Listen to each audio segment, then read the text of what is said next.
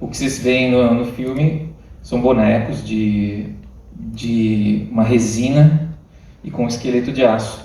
Então, para dar um exemplo, o Bob Cuspe é um boneco de 45 centímetros de altura, e acho que ele é o boneco mais alto do filme.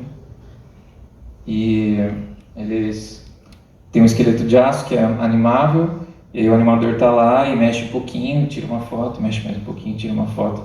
É o que parece ser mesmo quando você assiste. E aí a loucura disso é assim, você pensar na proporção da logística de uma coisa assim. Então, se o boneco tem 45 centímetros de altura, então que tamanho tem aquele posto de gasolina? Né? E aí, assim, as coisas começam a escalar dessa forma e dá para ter um pouco a ideia do que é uma produção de stop motion. Os cenários são construídos com uma estrutura super resistente, super estável, madeira, látex, tintas variadas. O processo de confecção dos bonecos é bem artesanal. É um esqueleto de aço que é feito uma usinagem mecânica. O boneco moldado em moldes de látex, e daí tem a pele, que é uma resina especial que tem tipo um brilho parecido com a pele. Eles têm que fazer a química dessa resina e tudo mais. E bom, tudo isso vai sendo feito meio que ao mesmo tempo, assim. O trabalho específico da direção de arte, minha parte, começa na pré-produção com desenhos, basicamente. Assim. A minha posição no filme, que era meio difícil de achar no começo, assim, mas que eu já consegui pensar a partir do Dossiê Bordosa, que já foi uma experiência legal, assim, foi fazer a transposição dos desenhos 2D do Angeli, do quadrinho, para o 3D. Então é tipo, você pensar um personagem que sempre foi desenhado com nanquim e com tinta, como que ele se comporta no tridimensional, assim, como ele vira um boneco, como ele é de frente, como ele é de costas, como é a coluna vertebral dele, a postura, como ele anda, como ele respira e tudo mais. Né?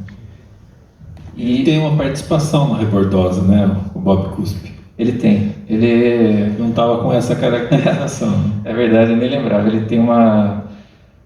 Ele é entrevistado também, né, no Dossiê Rebordosa. E naquela época ele já era tipo um jovem adulto e ele estava trabalhando, virando hambúrguer no McDonald's, assim. Esse Bob Cuspe do filme é um Bob Cuspe velho já, e cheio de dores, mal alimentado e tão meio desnutrido, né?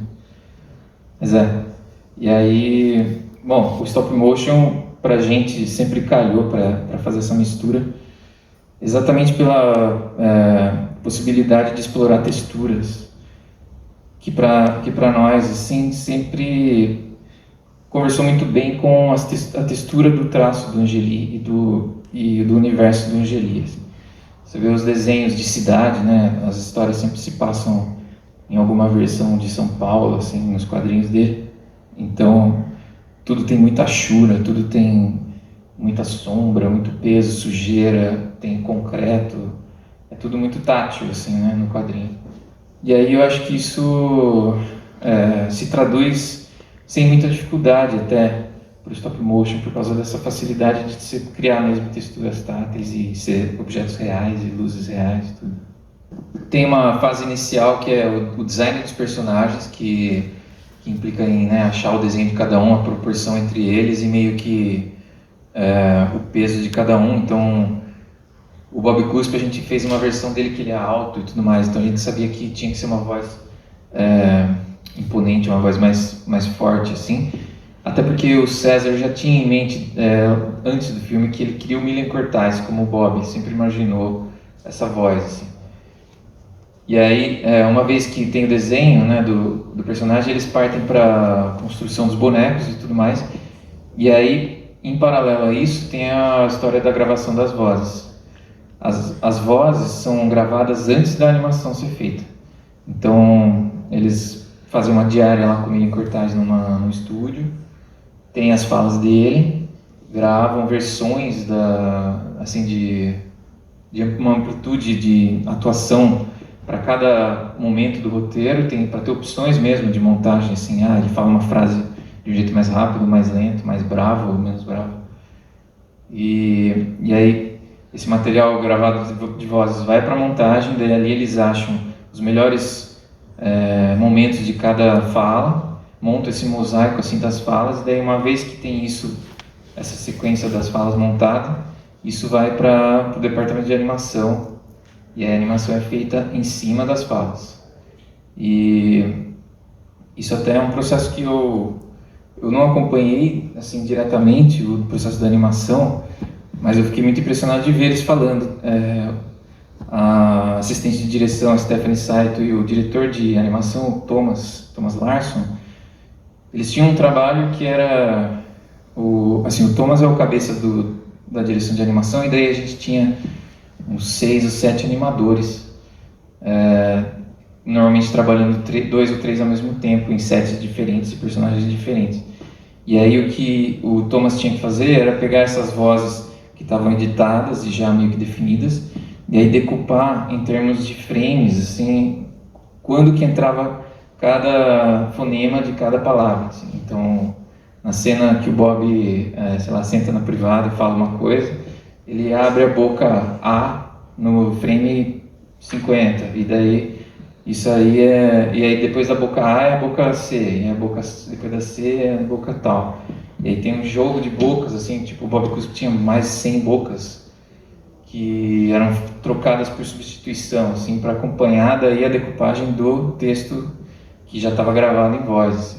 As bocas são trocadas também, porque tem uma técnica de stop motion que o pessoal anima a boca, ou estou enganado? Você usa o boneco, mas a boca se faz no digital, né? Nesse caso não. Tem pelo menos uns 3 jeitos de fazer. Tem um jeito que é assim, dentro da cabeça do personagem, você tem uma estrutura até de parafuso mesmo, que você consegue mexer a musculatura do rosto do personagem, fazer o queixo abrir e fechar. Tem um outro jeito que seria você deixar fazer uma cabeça lisa, tipo Robot Chicken, assim, que a cabeça não tem boca nenhuma e as bocas são coladas por cima de uma cabeça lisa. Então você meio que foi uma técnica usada ali, né? Porque a gente percebe os recortes, né? Não, então essa do filme é um terceiro jeito, que é você troca toda a parte do nariz para baixo, assim, do queixo todo, isso sai, e a testa também sai. Então tem uma cabeça que tem uns ímãs, assim, super ímãs, tipo uns ímãs muito precisos, pequenininhos e tal, que servem para fazer o alinhamento, e daí você faz a troca de bocas tirando um e colocando o outro. Só que daí você tem assim opções de tipo, o cara vai falar um A, mas ele tá bravo, então é um A com a boca meio brava. Então um A sorrindo é uma outra boca do A. E aí a testa correspondente, se tá enrugado, se não tá, se tá surpresa e tal. Cara, olha o trampo disso, velho. Isso foi uma parte da direção de arte também, era tipo pegar, uma vez que o personagem estava desenhado, definido, tinha que desenhar as bocas. Isso foi parte do meu trabalho, começou, a modelagem das bocas começa com desenhos de como são as bocas de cada um. Então, tipo, a ruga do Angeli aqui faz a boca dele ser diferente da boca do Bob, que tem um outro formato e tal. Então você tem que desenhar as bocas, desenhar todos os fonemas. Como que é o beiço do Bob Cuspe quando ele quer cuspir. Como que é uma boca de bravo que ele usa o tempo todo. Tudo.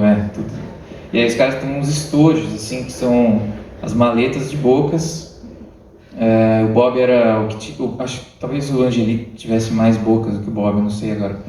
Mas são pelo menos 100 bocas num estojinho, e elas estão numeradas, assim, por código, e aí você decupa a fala do personagem. Agora é a boca X2, agora é a boca A3, agora é a boca não sei o quê.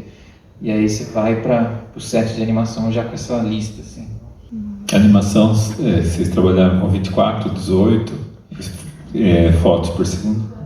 No geral 12, é metade do padrão do cinema. Mas os personagens todos mexem a 12, mas acho que tem algum movimento de câmera quando é mais lisinho, a câmera faz alguma coisa mais suave, daí é 24. Eu lembro agora, por exemplo, quando os Kowalski entram na toca do Bob Cuspe pela primeira vez, eles andam e eles veem lá os os mini Elton Johns nos jarros, assim, a câmera tá correndo assim num traveling lateral, o traveling é 24 e os personagens estão a 12. O 12 por segundo é legal porque dá aquela tremidinha, dá aquela cortadinha assim, que fica um charme também, né? Sim. Não fica um movimento tão perfeito, né? Sim.